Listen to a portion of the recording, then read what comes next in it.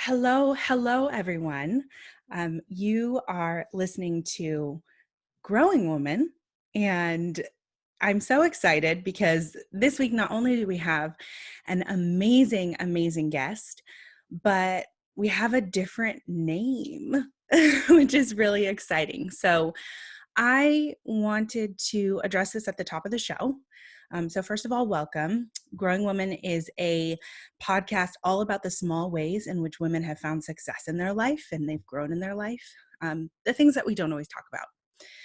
And I've changed the name of the podcast from Grown Woman to Growing Woman for two reasons.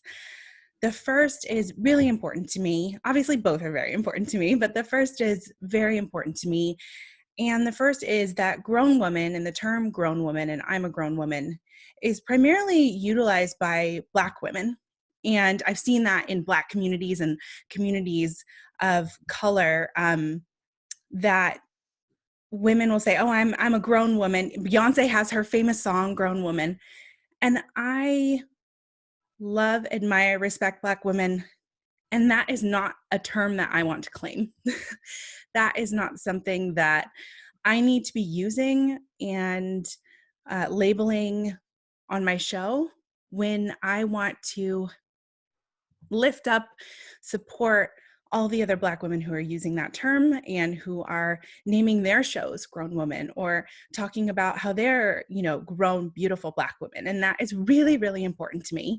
So I actually have a podcast recommendation for you, the Grown Woman podcast. I think you should go and listen to it on YouTube. It is awesome. And there are these amazing women that are hosting and they're hilarious. So I really want you to go check that out. And then the second reason is I just feel that growing woman is a better personification for what exactly we're talking about on this show. So every week we're talking with different women, we're talking about their evolution, we're talking about their lives, and I strongly feel that we're talking about how they're growing. And this name is just a better, embodiment of what I'm trying to accomplish. So those are my two major reasons for the name change. And before we got on recording this call, I let our guest know, and she said something really great. That was like, it's great when you can learn from those moments and you can grow and you can embody what you need right now and what you want to do and who you want to support. So that's exactly what I'm doing.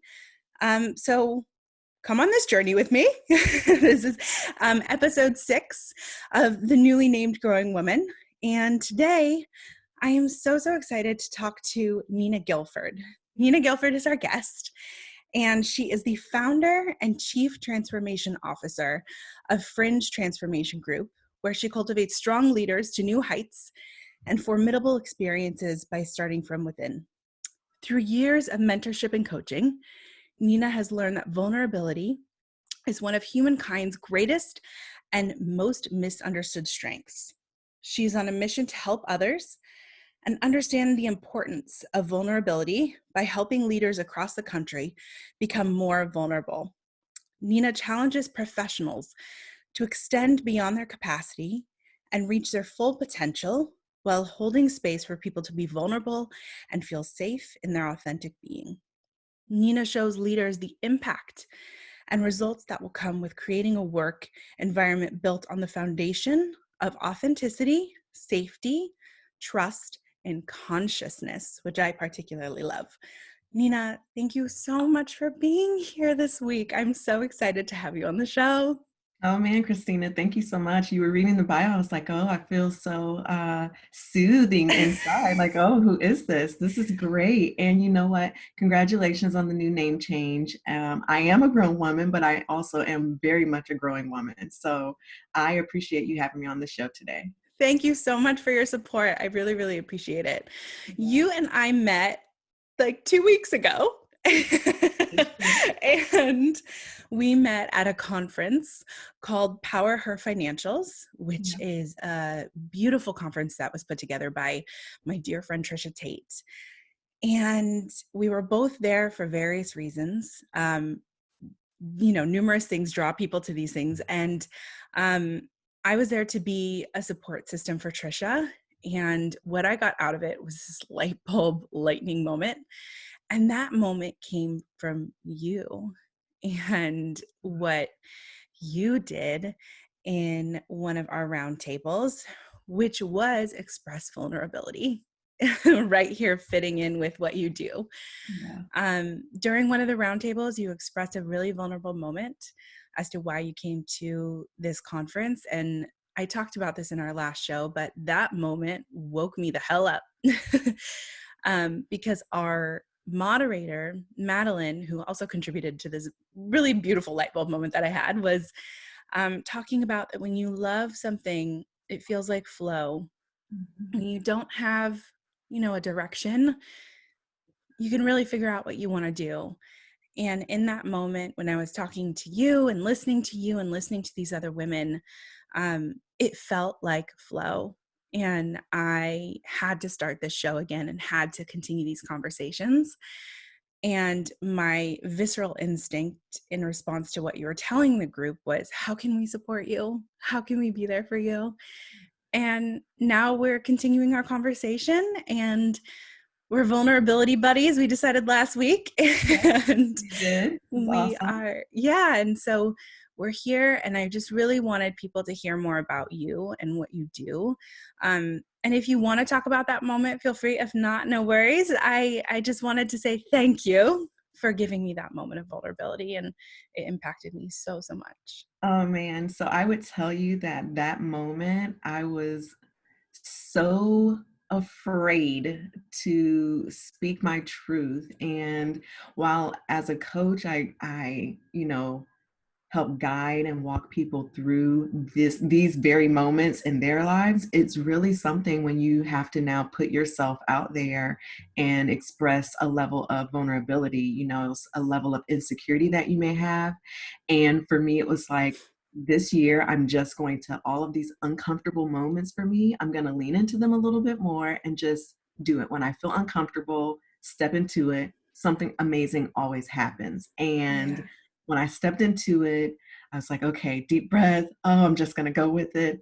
And the response that I got back was not one that I was ready to receive, which was, well, how can we help you? And I'm like, okay, I wasn't ready for it, but let me give it some thought. So, oh, it was a really great experience. And to know that my moment of vulnerability was actually contributing to your moment of flow was fantastic. That's so perfect. And the universe works it out exactly like it's supposed to be Yeah. and connects you and puts you in front of exactly who you're supposed to be with and in front of. So vulnerability buddies, that's who we are right now. And Yep. I'm really enjoying it so much. So again, thank you for having me. Let's go on this ride. What do you got for me? Yeah. So I want to talk about where you're from, who you are. So where are you from? Where were you born? Where did you I grow up? Oh man, so I am a Florida native.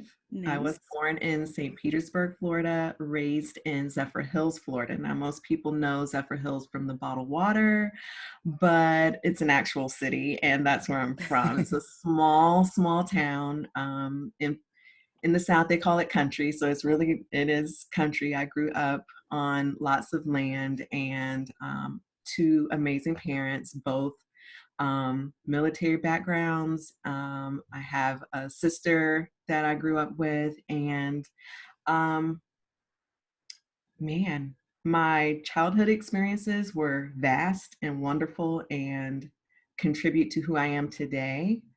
Um, Well, let's but talk a bit more about that. Like yeah, what I know that you mentioned your parents in your bio. yeah, I did. Um, I want to learn more about them. Oh, Who wow. are they?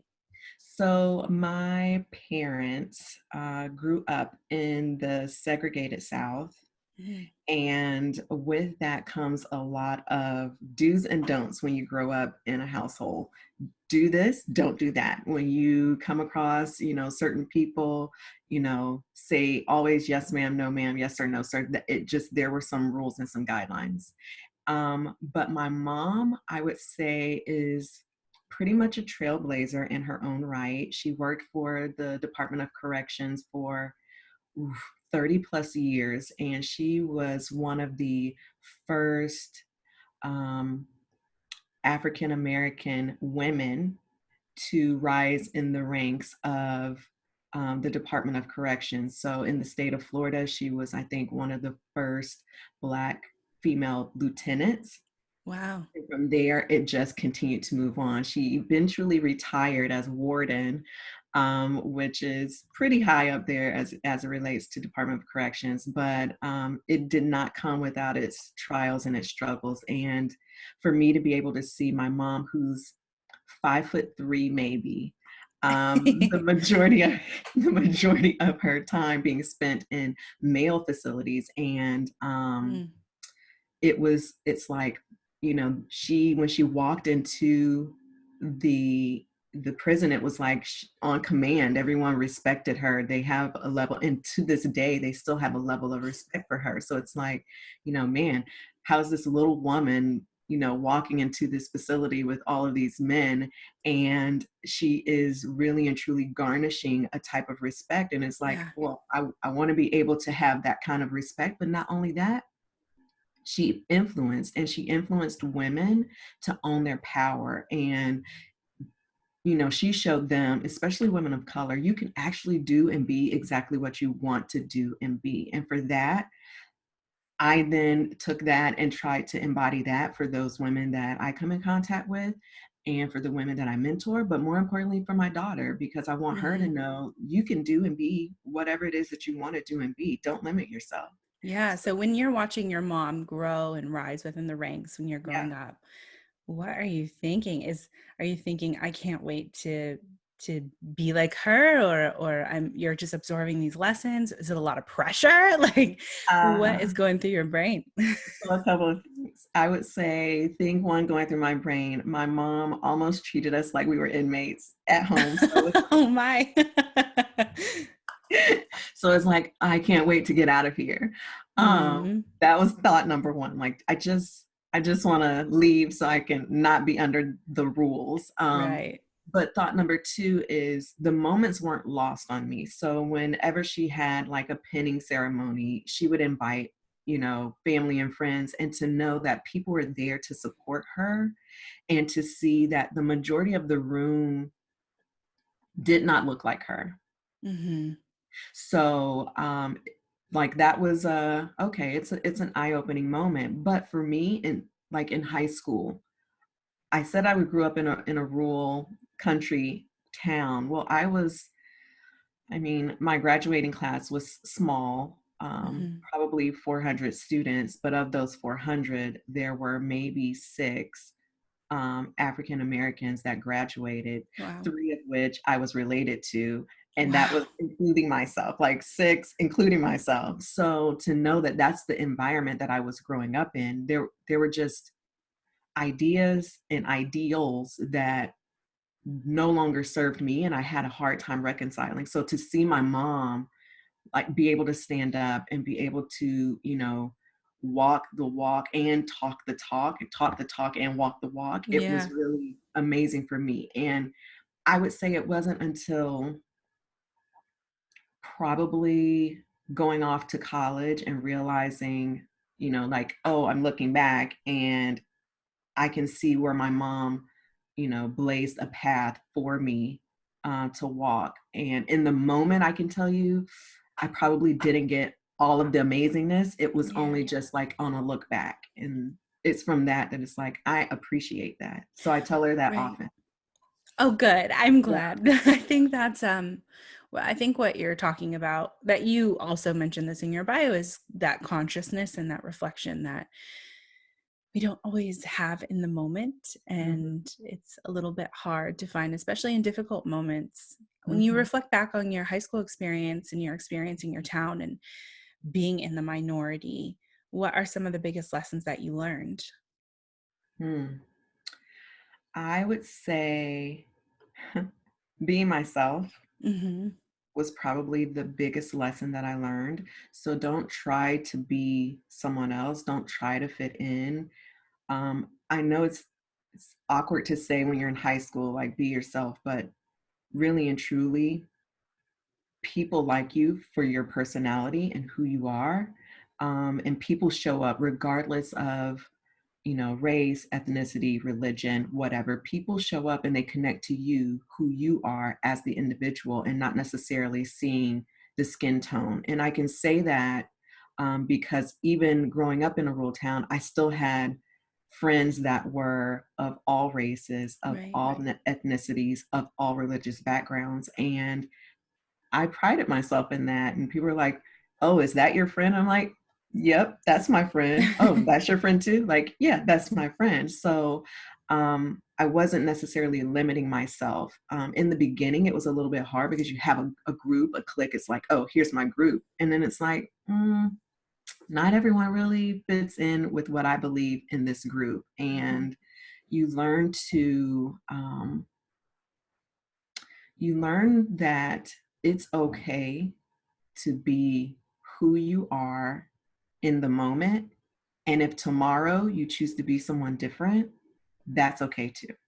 Yeah. Yeah. I think that's very meaningful for me as well.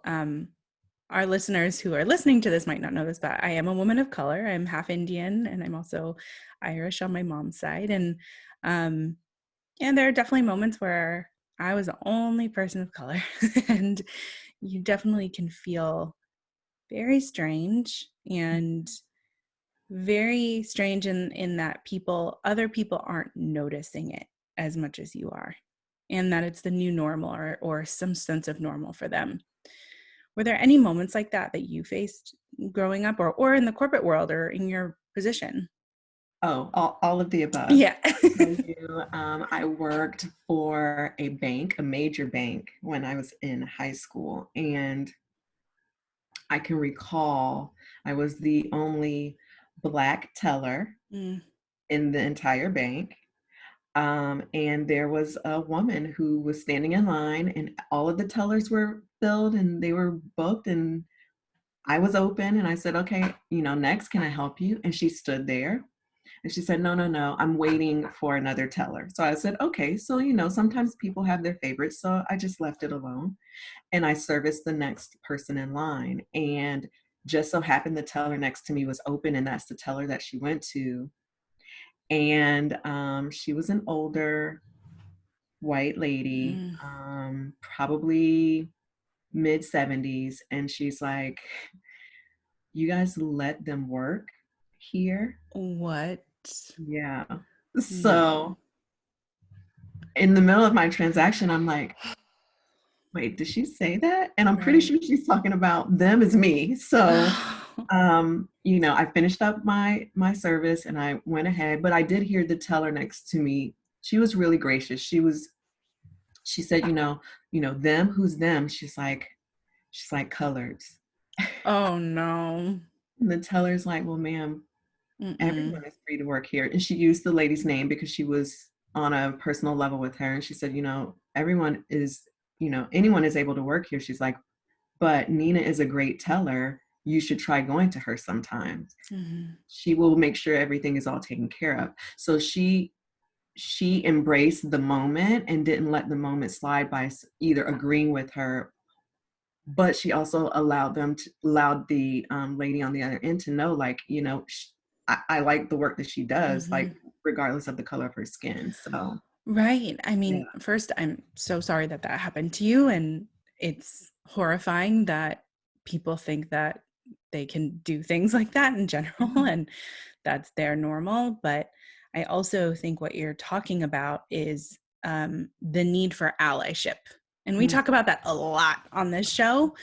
Um, we talk about female allies in business and mentorship, but allyship when it comes to social justice yeah. is number one. I mean, we need other people to be speaking up, and that's what you needed in that moment, was for that person to give that woman a lesson and Mhm. to advocate for you. Yeah. And that happens a lot, Christina, especially in the corporate world. It's one of the things that most women are a little insecure about, even searching or seeking out allies in the corporate world, especially male allies, Mm-hmm. because those are the ones that are going to able to put you in front of people that you may not have ordinarily been able to get in front of, or give you access to a project that you may not have gained access from. Mm-hmm. So I early on, like I said, just being myself, outgoing. I will introduce myself to pretty much Yeah. anyone. And what I found is the corporate world was basically high school for me. So I already knew how to navigate in this world. It wasn't anything new for me. It was Mhm. just they were a little bit older and they wore nicer clothes for the most part. And, maybe they taught some jargon that you don't speak in high school. But outside of that, the social structure was almost the same. So Yeah. navigating through that and knowing that I had people that I could reach out to just by them knowing me and me being willing enough to be open enough to be myself, but then also vulnerable enough to say, you know what, I'm not really strong in this area. I want to gain more experience in this area. If anything comes up, can you keep me in mind? Mhm. And when they're at, the boardroom or when they're in, conferences or at the table, when things come up, they're like, hey, well, what about Nina for this role? Or what about Nina for this position? Or, you know, hey, I'll take that back and see if I can find someone. And then on the side, it's like, hey, this is coming up. You might want to either Mhm. apply or, take an interest. I think it'll help you Right. grow. So it works both ways. From high school or Yeah. to the boardroom, it's the same. One thing I kind of want to backtrack a little bit and Sure. go to, because I love what you're talking about, and I want to talk about how you got into the corporate world. So, Well, um, where did you go to school? What did you study? How did you get out and into this world? And what was your evolution from there? where did I go to school? What did I study? Oh, wow. So that journey within itself it is dynamic. I would say that from high school, I went to a historically Black college and university, an HBCU, Mhm. Florida A&M University, and I was there for 2 years, and I was studying computer science. What I learned is that I hated it. I hated it. Good I lesson hated though. it. So, what I really loved and enjoyed was fashion designing and being out in that realm. And so it's like, okay, well, you know what? I'm going to move to Atlanta and I'm going to go to school and do fashion. That's what I'm going to do. And Wow. my parents supported that 100%. Okay, Wow, that's not that's what amazing. That was my you next want to do that. question. Yep, do it. That's what you want to do. And I did that. Well, what happened is I had a little too much fun in Atlanta. And um, my family started when I was in Atlanta. So I was pregnant with my first son in college in Atlanta. Wow. And so that took a little bit of a turn for me because it's like, oh, okay, now I have to think different. I'm now responsible for another human being. So at Right. PT, you now have this person, this human that you are now responsible for. Their very livelihood depends on you. And when you're just trying to figure that out for yourself, like who you are for yourself, and now you're having to switch and pivot, and now I'm mom, and I don't even know what that means or how that is. Um, so I moved back home with my parents reluctantly, but I did so, and took some time off from school. I got a full-time job working for Disney in their customer service reservations segment and loved it, right? Wow. Moved on and, saved enough money to move out of my parents' home. And I moved to Orlando, which is where I reside now. And it's like, okay, great. And my then boyfriend slash eventually husband, we moved in together and welcomed child number two. And what I realized is that where I was working, Disney, it didn't pay me enough to do childcare and take care of a household. So I stayed home for about 6 months. And then I went into a friend of mine reached out and she's like, hey, the hospital is hiring, and I think you'll be really good at doing, you did reservations. So patient registration is almost like reservations. So just different modality. I was like, How okay, great. old were you? I was at that time 23. Wow. Wow. Yeah. With 2 kids. Mm-hmm. Wow. 23 with 2 kids. And that me changing from being Disney to going into healthcare, that was my start, my introduction into corporate world. And that was in March of 1999. So during this time Yeah. in Atlanta, Yeah. you find out you're pregnant. Mm-hmm. When you found out you were pregnant, what were you thinking? Oh, shit. Yeah. Oh, shit.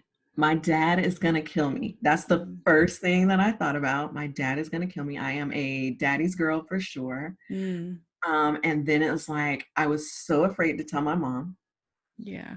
so afraid to tell my mom because while I knew my dad would support, like, while he would be disappointed, he would support me to ensure that I was good. My mom, I think, was a level of disappointment that I was just not ready to face. And so I had to call my aunt to say, can you be on the phone with me while I tell mom that I'm pregnant? And she's like, I'll be on the phone, but all the words that come out are Yeah. your words. They're all on you. So it was a Gosh. hard Yeah. moment for me to have to tell my mom that I'm pregnant because what she wanted was so much more from me than she was able to give, than she was than she was given. So it was like a moment and I can remember like silence. Like I say Oh the words and there's silence and I'm like, oh, hello.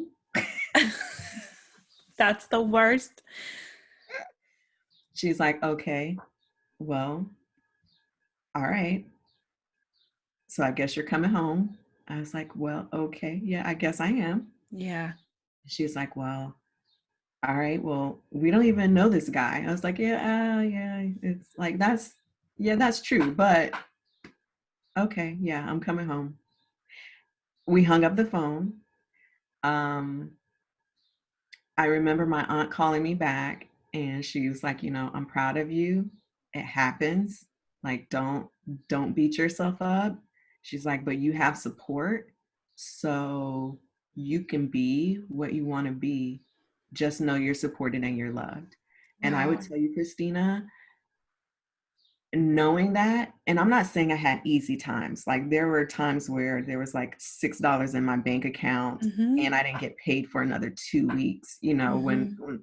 when I was young, a young mother and young single mother. So I'm not saying I didn't have rough times, but I am saying knowing that I had a family that loved me and supported me while they couldn't always financially support me, the support of I know that I can reach out to someone if I needed to. I know if times got hard, I had the ability to, hey, I need to move in for a few months and they would accept me with open arms. Mhm. So that above everything else was definitely um, like a pivotal, groundbreaking, foundational moment for me. Yeah. I mean, because again, you have allyship but you also had vulnerability and you had this person on the phone telling you it's okay to be vulnerable. You did a good job. Like Yeah, you were vulnerable and it's okay and we're here for you. And what a absolutely. beautiful thread that you've woven through your life of those moments. Yeah. So you're 23, you have 2 kids, Yep. you're living with your partner, Hmm. and you're embarking on this new role. Yeah. What happens next? What happens next? I would say I went into it with a mindset of just this is a job. I need a job in order for me to support my family. Mhm. And my partner at the time, he was working crazy hours. He had just graduated college, found a new career. He was, working for a company that he was a manager at the company. So he's working 12-hour days, but he had to drive an hour to get to Wow. work. So that's 2 hours on the road plus 12 hours. So when he came home, it was just, I'm tired, shower, go to bed, repeat, do it all over again. And so it left me with the majority of the household responsibilities. Wow. And, you know, I can say that we were playing house, like playing house, because we were both young and really just didn't understand what it meant to be parents. We both had parents, but when you are a parent versus having parents, it looks completely different. Hmm. And I would say that we grew up together. So we learned lessons from each other. And at some point in my career, you know, I was like a sponge. I learned this job and I'm like, okay, this is good. I got this part down. So I was always asking, okay, so what else do you want me to do? Like, okay, Mm. what else can I do? What else? What else? And the what else is like, I wasn't asking what else for extra money. I was just really asking, okay, I'm bored. There's we've done this. Okay, we're slow. Patients aren't coming in, and what else needs to be done? Show me I can do that. And eventually I, worked my way through patient registration and, I was like a department secretary for a period of time, which then leveled me up a little bit more. And that was really and truly out of connections and allyship that, hey, I think you would be good at this role. I'm going to put your name in, but you should apply, but I'll put in a good word for you. This is such a great lesson, I think we're talking about right now, is that you had this natural desire to learn more. You're in an entry level position, Mm, essentially, is what you were telling me, absolutely. and you were curious. You weren't Hmm. thinking, okay, this is where my game stops. This is just my job, in and out. You were very curious, and you talked to people about that curiosity. Yeah. So from there, you you talked to people about that curiosity, and you saw results, and you Oh, yeah. saw that you were building relationships. And so how had how, when you were moving into this new role and kind of leveling up, what did those relationships mean? What actions were you taking? Mm. How did that evolve? So, what I realized is some of the relationships that I was building, most of the people then around me had degrees and I didn't. Wow, So yeah. it was like, okay, well, now I got to figure out this school thing too. Like, okay, I have a family. Now I got to figure out school. Okay, now I'm in a situation where, because at that point, I was in a department that communicated on the highest level, the CEO, the CFO, the president of the hospital. Like there was communication, direct communication from me to them. So it's like, wow, okay, I didn't realize that I was putting myself in this position, but I really put myself in a position to see the operations of the hospital at the highest level. And I have the opportunity to really explore what it is I want to do because it's more than just frontline patient registration. There's a whole world of operations and finance and clinical operations that I just was unfamiliar with. So that was another chance for me to explore and, working with the regulatory department and just expanding my mind even more. Right. The one thing I really truly did is remain true to myself. Mm-hmm. So there were times, again, I was still the only female of color, sometimes the only person of color in the room, which isn't foreign to me, but now it looks a little bit different. Yeah. And, how do you begin to navigate your world when you feel so insecure about who you are? Most of them were older and they had children and their children were my age. So it was like, Mm. okay, you have kids. Well, how old are you? So it's, it became a little bit of a different dynamic. Well, also a lesson in being taken seriously. Oh yeah, yeah. Yeah. And I had a had a female director at the time, and she could not understand that my parents could not just watch my child or my children when they were sick. So she Wow. had the luxury of her mom lived locally, and her mom was able to just, she could drop her sick child off and her mom would watch her kid. But for me, if one of our kids were sick, it was myself or my partner that was just like, okay, like one of us has to take off. And right Right. now I'm making more money, so you're going to have to be the one to take off. So I was usually the one to stay home. And having a real conversation and being again vulnerable in the moment, you know, I've had these moments where I've had to just show up for myself because I Mm-hmm. didn't necessarily know that anybody else was going to show up for me. And being able to say, you know, what can we do in this situation? Whether I have sick children, what do I do? How do I handle it? What would you like to have happen? How can this be a win-win? But then also to tell her, like, you know what?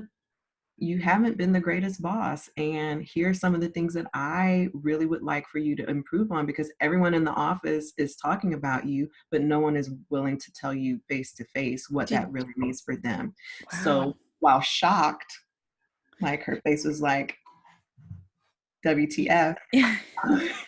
You had that conversation with her? Yeah, face to face. Wow. It was like, okay. Next day, she was like, you know, can you come into my office? And she thanked me. She was like, you know, I appreciate it because no one's ever really sat me down to say, hey, here are all the things that you're an actually you're a tyrant. And for her, it was a little bit difficult because she was maneuvering in a male world Right. and she was usually the only female at the table.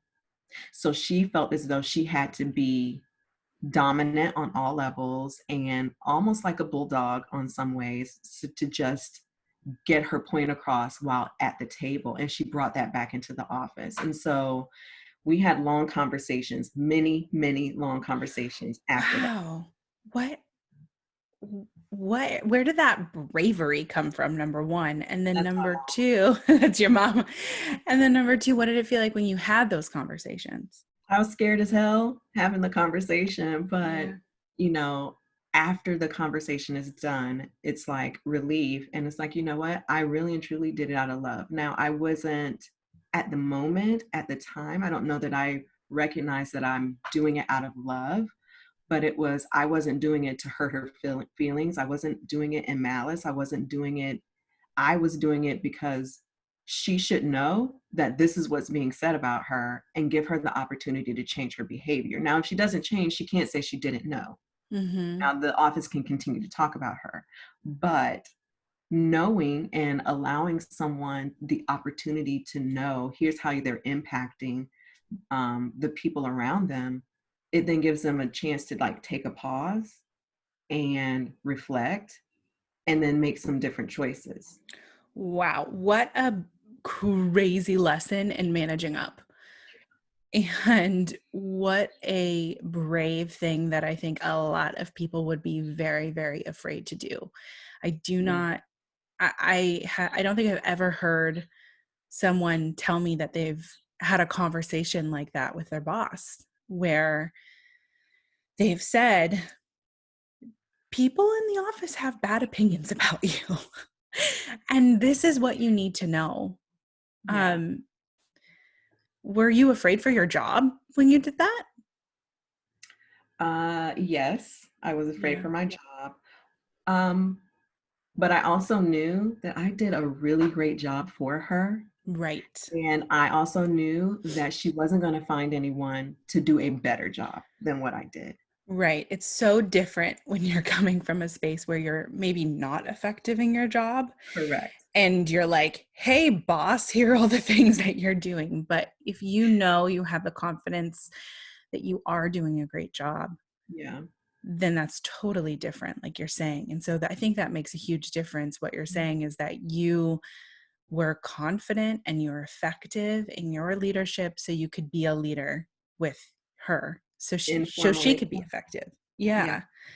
That is such an amazing story and such an amazing lesson. As you continue to grow, Hmm. um, how did that lesson follow you? What happened next in your career? Oh man, there were just a series of, um, I would say women have been the key connector for me in my career Mm, up to a certain point. And then, I continued to move and grow. I became pregnant with my third son. I was probably 25, wow. 26, somewhere around there. At that point, it was like, okay, I was going back to school part time, like Wow. managing household, managing work, managing school. It was all very overwhelming. And, people recognized me in the healthcare field, in the environment where I was in, and it's like, you know what, you're doing a great job.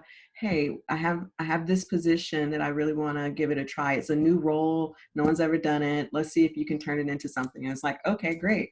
Let me see. Oh, we succeed at it. Hey, I have this new role over here. I think you would be a good fit. Let's see if we can turn it into something. Okay, great. I grow it, expand it. So it's like I took pride in the fact that people understood and knew that I had a great work ethic. Hmm. I really was willing to learn just about anything.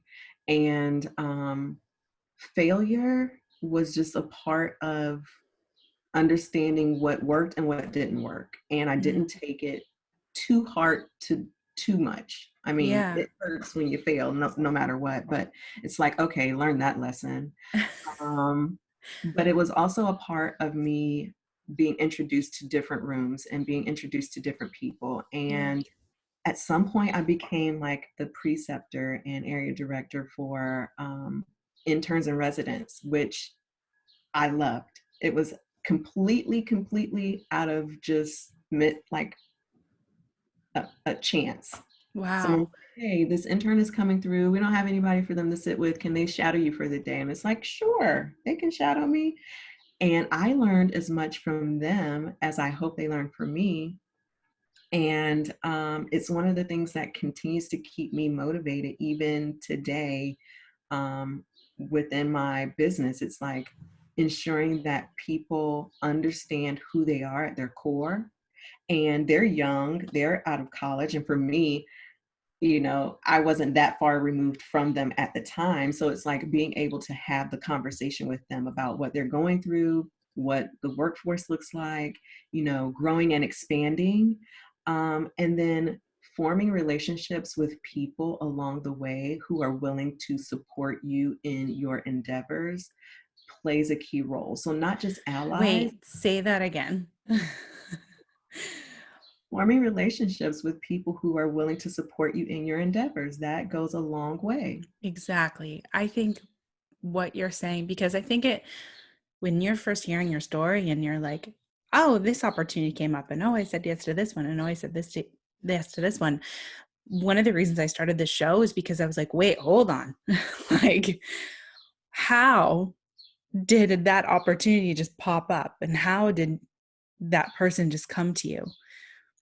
But what you're saying is it's those relationships that you're building. It's the networking, it's the trust and the effectiveness that you're, you know, embarking on in your journey, in your role, that is so meaningful. So from what I can hear from you, you're saying that I built really great relationships with people. Yeah. I did a good job at work. I always wanted to learn, and I openly told people Mhm. that I want to learn and I'm curious. So that created a trust with me and all of these people Mhm. to think of me as a reliable resource and a person that they could come to, or that they could offer a new role, or that they could talk to. Am I getting that right?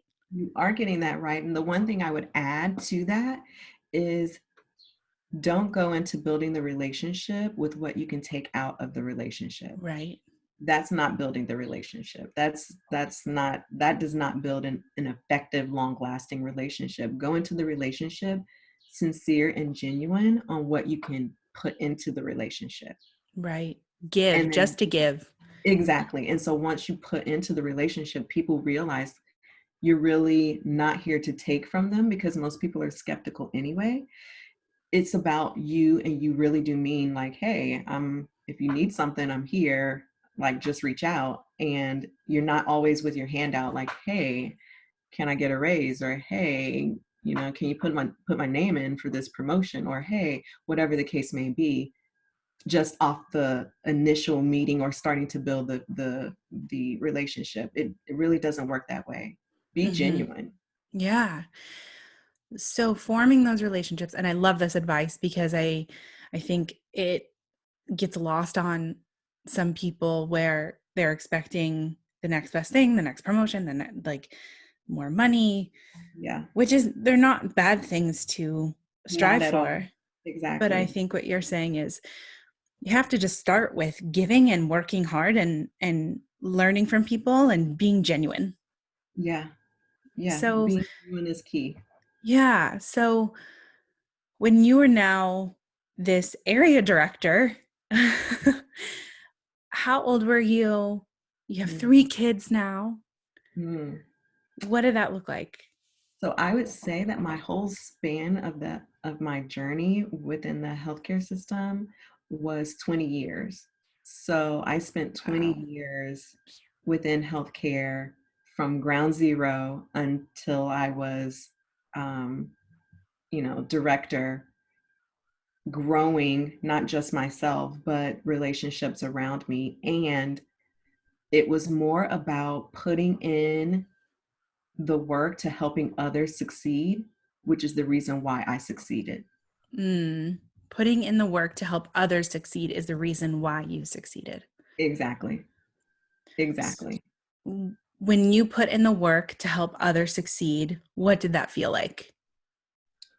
Um, so I would tell you, it just felt like flow. Mm-hmm. It felt like this is exactly what I'm supposed to do all day, every day for the rest of my life, is help other people succeed. And it paid off in ways that I didn't even know it could. Mm. So I used to have this phrase, and I was like, be careful who you come in contact with and how you treat people, because you never know who will end up being your boss. And, throughout my years, I've had so many interns and residents come through, and I treated them all the same as if they were Yeah. one of my kids or, part of my family. And whatever questions, no questions were off limits.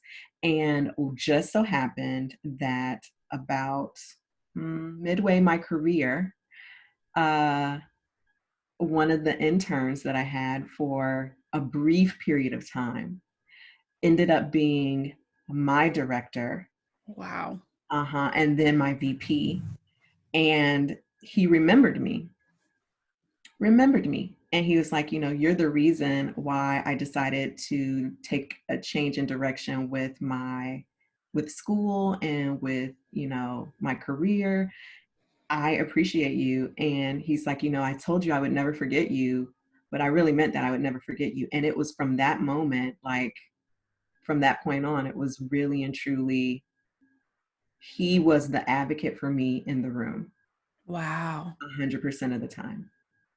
Now he was Wow. a pain in the neck sometimes, but he was the advocate for me 100% of the time.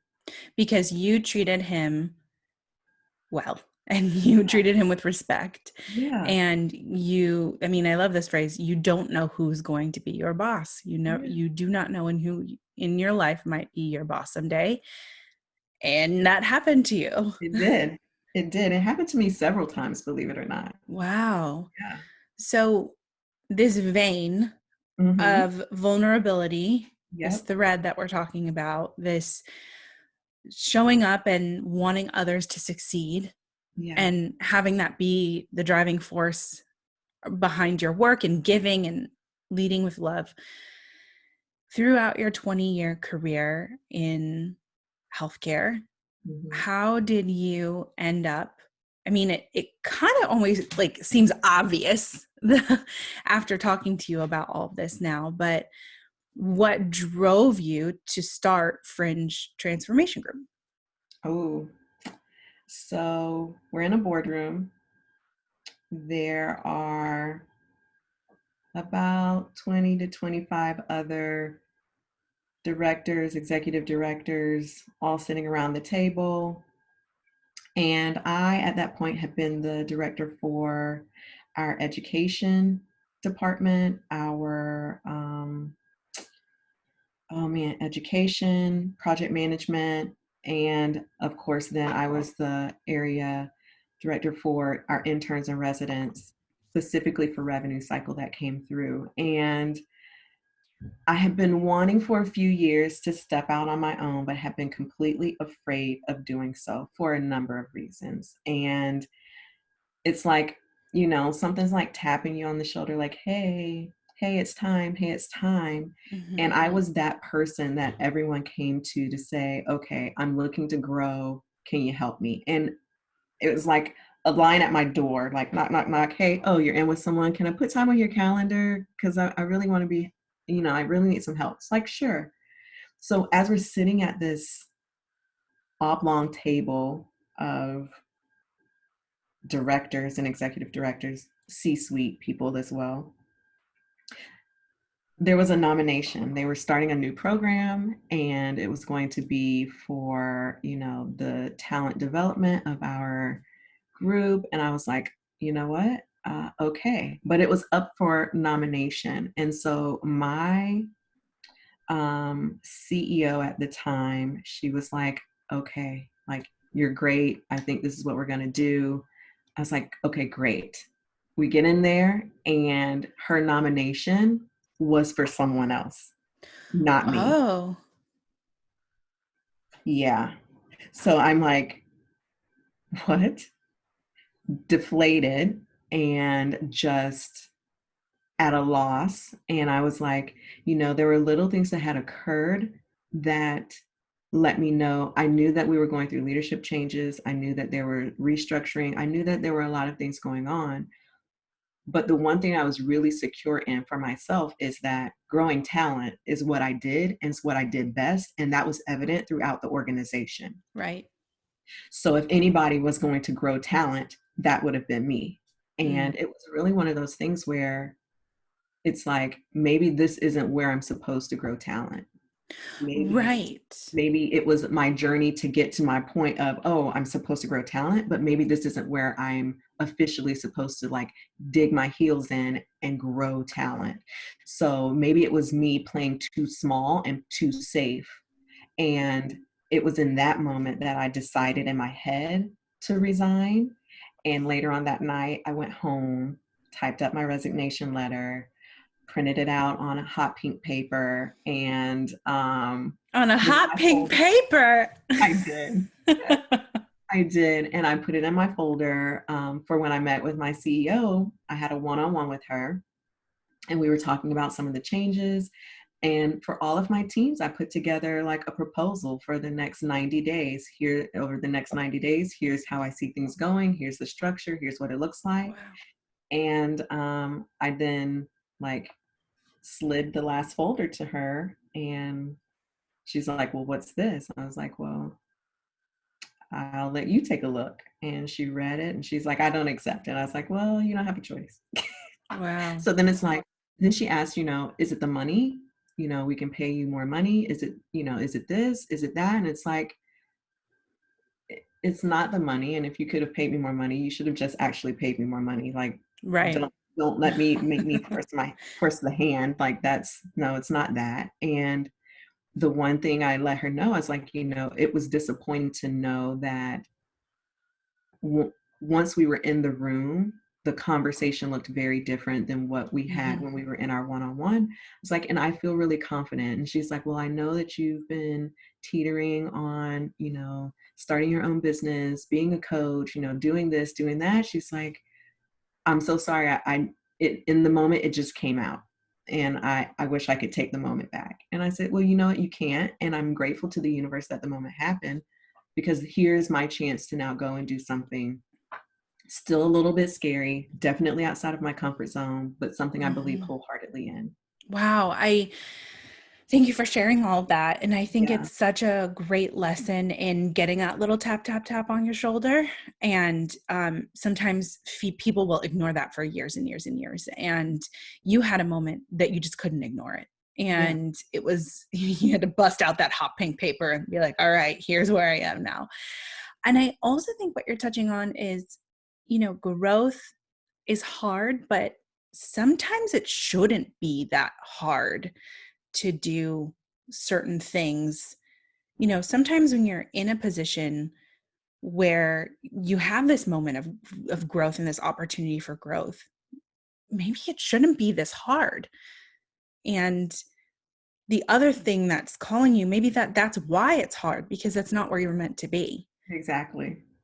And Exactly. I love that moment because I can so relate, and I think that so many people listening can relate. Like, your growth probably shouldn't be that hard over and over and over again if you're not hitting where you are in life. Like, maybe that's not where you're supposed to be. Right. But You you have had that to learn moment. how to listen to that. Like, Right. really pay attention to that. And that's where it comes into like tuning into who you are as an individual, as a person, as a human, as spirit consciousness. Like, tune into that because your body begins to tell you things. You know, right as you're laying your head down before you go to sleep, or right as you're waking up, there's things that come to you. Like, listen to those things, because that's what's going to be able to help guide you, slowly but surely, through the path of what we call life. And it's at that point, when you're in tune, when you are attuned and aligned with what that is, things become, I'm not saying you won't have challenges, but things become so much more clearer, and you're able to see maybe the uncommon path that you're supposed to take. Right. When Thank you for that. Yeah. When you had that uncommon path and that tap on your shoulder and the hot pink letter, and you left, and um, you stepped out of that door into this new career, what did that feel like? It felt like freedom. It felt amazing. But I would tell you, true to form, I just like started having conversations like, hey, I turned in my resignation, this, da, da, da. And then a friend, that very same friend who was, at one point was my boss, that said I would never forget you. We were just having conversations. He had had a new baby. I was going over to see his wife and the baby, and he's like, hey, I could use your help. Mm, And from there, that I've been doing that. And that was, I resigned in March, and that came in April. And I was on the road every week for about 18 months, helping his organization. So it was freeing and exciting and scary, and just at some point it's like, man, I should have done this a long time ago. And then at some point it's like, well, who knew all of this stuff was out here for me to still learn? Like, right. there's a whole nother segment, a whole nother world that I had no clue about, still within healthcare, but now I have something else to learn. So it was really great. I met a ton of amazing people in that journey. And then once that was over, it's like, okay, now starting your business and looking at what that feels like, and how to structure the business, and who do you call on, and how to get more clients. And then all of that as a business owner starts to like set in. It's like, oh, this is a real thing. I don't get a paycheck every 2 weeks that's popping into my bank account Right. on auto. It's like, if I don't go out and build the relationships, I really truly, um, don't I don't eat. So, what does that look like, and what does that feel like? So then the freedom turned into a form of pressure for me. And I had to really find the balance behind, you know, being free and freedom. I say I have this thing called freedom from versus freedom to, and people really focus on freedom from. I want to be free from debt, and I want to be free. So you're running from something, as opposed to freedom to. When you have this freedom to, you want the freedom to do, and you want the freedom to have. And it looks very different, because the freedom from, it's based on fear. So when you're Hmm. looking and you're running from something, you're usually fearful. When you're running towards something, it's really about, there's this level of excitement and joy and pleasure and anticipation, and that is the emotion that feeds and fuels the drive for you to now be successful, whatever success means for you. It's Mm-hmm. that freedom to do something that really helps to solidify who you are, because then you recognize what really matters. You recognize who really matters. I would tell you every morning when I get up, I tell myself I am enough, Mm-hmm. because in this, as a business owner, especially right now, it's like I am enough, I have enough, and I love myself. Like I am who I am supposed to be in this moment, in this time. And so Yeah. every moment, reassuring myself of that every morning, it's one of those things that continues to keep me focused. Well, I think that when people are going into a new adventure, Yeah. it's very scary. It's Mhm. very, fear is there. And she is ready to pounce at any moment. So true. But So I think it's also, you have to sit in that fear too. You have to sit in the uncomfortable moments in order to find that freedom too. Like when you're, from what I'm hearing you say, like you have to remind yourself, yes, it's uncomfortable. And we talked about this with Stephanie on last week's episode. Yes, it's uncomfortable. Yes, it stings. It's not great. yeah. But if I remind myself, like I want to be doing this, this is what makes me feel free. This is what makes me feel, in flow. This is what Yeah. makes me feel alive. Yeah. Then the discomfort, you start to get used to it. And I also think you start to realize, oh, this isn't that bad. This isn't It's as not as scary as I made it out to be in my head. right. Yeah. So when you're working with leaders, because that's what Fringe Transformation Group is all about, is working with people on how to lead with vulnerability. Yeah. Well, why am I saying this? Why don't you talk to me more about what Fringe Transformation Group is about?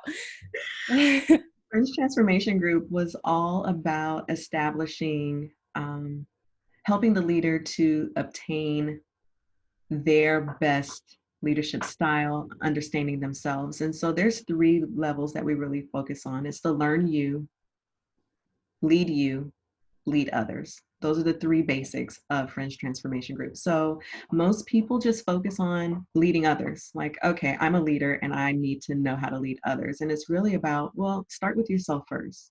Learn about yourself first, because it's with learning about yourself and understanding who you are, understanding your personality, understanding your level of vulnerability and empathy. That goes a long way to now beginning to lead others. And it's that first step that most people are so uncomfortable with, because most people do not want to look in the mirror. Most people don't want to uncover, some of the deep, dark truths that are within. Most people don't want to admit that they have fears and that they are afraid of doing something, or showing up in front of a group of people.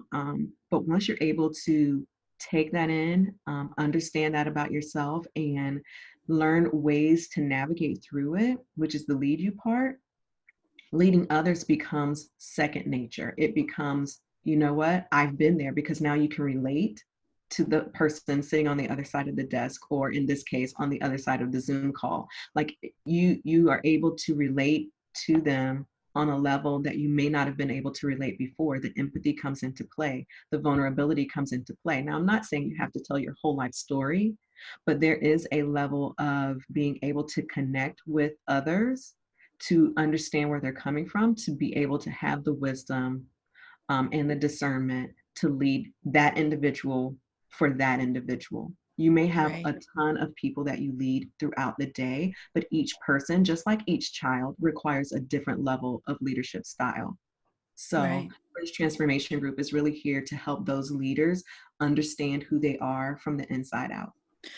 Beautiful. And I think that makes so much sense. And it is something that I think is really crucial in the workplace. I think you're coming from a very corporate environment, but even in the nonprofit world, like it, you know, it's hard to get through your day of work and recognize that we're all humans and there's humanity and there's so many complex feelings we're all feeling.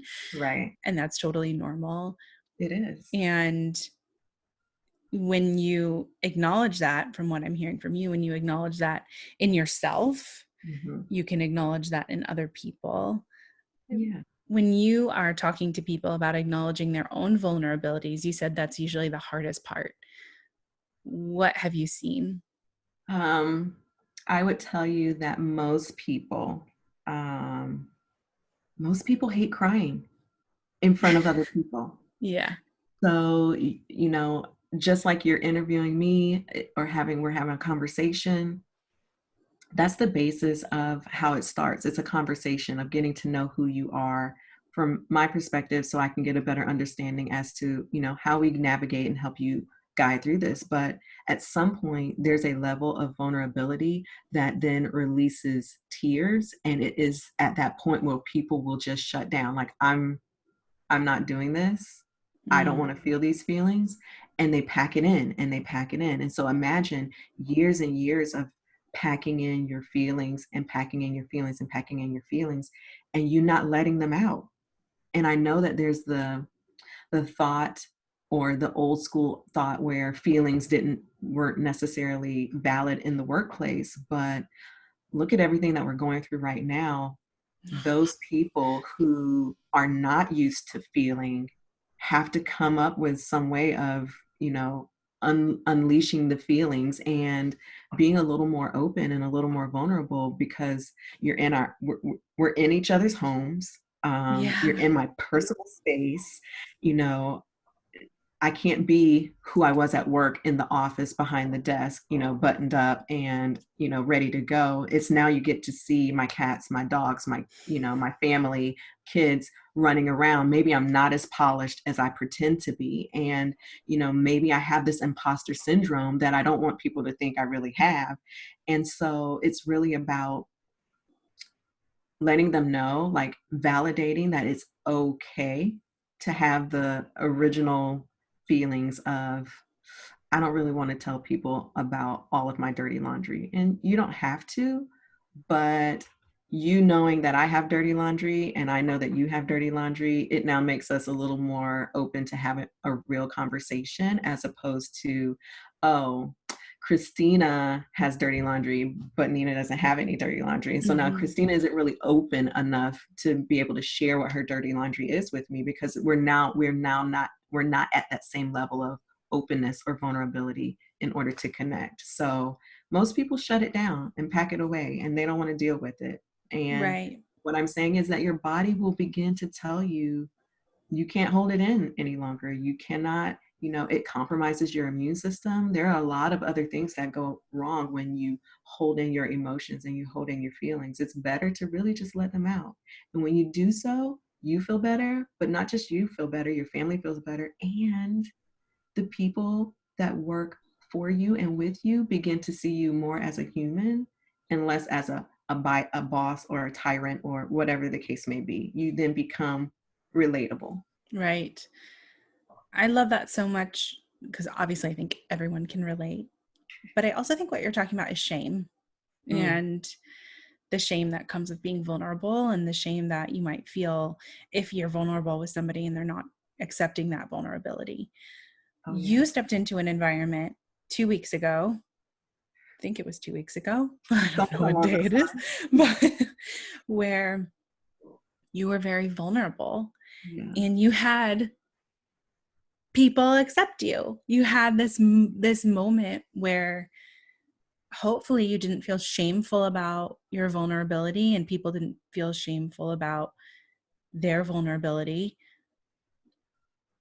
Two questions. Yeah. When you are working with people and you see their shame, or you see that kind of vulnerable moment where they have that blocker, Mhm. what have you learned from that?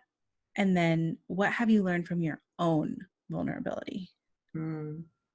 So I'm gonna go with the blocker first. Mm-hmm. Um, You mentioned that 2 weeks ago when I stepped into the room and I was vulnerable. So the shame doesn't necessarily come from the other person or the other people. The shame is internal. And Mm-hmm. so when people have the block, it's an internal block for themselves. And it's about what they think um, you're going to think about them. Right. And it is not just what they think you're going to think about them, it is what they already perceive about themselves.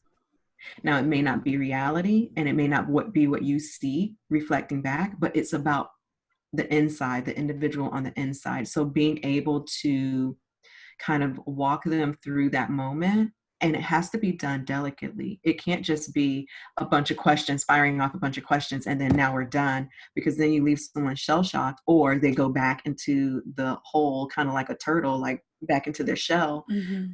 But it really is about asking the questions like, you know, where have you felt this before in life? Like, what is it that has gotten you to this point? And what moment where you felt as though you weren't empowered or you didn't feel um, your best self? And asking the question why really does trigger people to go within and have that conversation with themselves, and sitting in the moment and being okay with having that silent moment for them, because that's the moment that's required for them to now tap into themselves to say, oh yeah, I am vulnerable right now, or I do feel shame right now, I am embarrassed right now, I do have fears right now. Like, having that moment for them, and then being able to like bring them out on the other side. Okay, so let's talk about some of them. How has this shown up? You know, what are some of the things that we can do to begin to like take baby steps towards and lean into this a little bit more, so that it doesn't become a big scary thing. It becomes something that is more of your norm and not something that you're running away from. Mm-hmm. um, as it relates to me, and what I've learned is that I am no different than any other executive, middle management leader, frontline employee. Like, I'm no different. I'm human, just like they're human. While I may put my pants on, you know, right leg, or left leg, right leg, sometimes both legs at the same time with a little pop, depending on the jeans. Um, I'm still no different. You know, I still have to put clothes on. And being vulnerable for myself has been, while I've experienced it in many cases throughout not just my career, but my life in general, it still never really gets easy for me. So Right. most people feel, you know, when I create the safe space for them to be vulnerable, it's like we're in the safe space. You can be vulnerable. I hold that to the highest esteem. Sitting on the other side of that, knowing that I now am opening up and having to be vulnerable, I go through some of the same exact, you know, monkey chatter in my head that anyone else would go through. And it's like, you know, I in this moment am a client, and I at this moment have to realize that my fears and my self-talk are really important. And so the more that I can defeat those negative self-talk that I have, the better off I am, and the more open, the more vulnerable, the more people can show up for me. And it Yeah. really is about having the people to show up when you feel seen. Yeah. Yeah. I love that. Nina, I know we're over our time, and I I want to just kind of bring it back to that conversation you had with your boss. Mm-hmm. That moment where you said, there are people talking about you in this office, and I want to let you know, I see this so much as what you do now. You know, It is. hey, there's this vulnerable moment. We need to identify it. And what a gift you gave that boss to look at her, the way she was reflecting people's perceptions, Mm-hmm. you know, the way that she was thinking people thought of her, or the way that she was internalizing all of that and how it Love it. came out. For those who are struggling with vulnerability, as we're closing out this episode, what are some things that you'd like to leave people with, uh, Mm. to access that vulnerability for themselves and to be empathetic and vulnerable with others?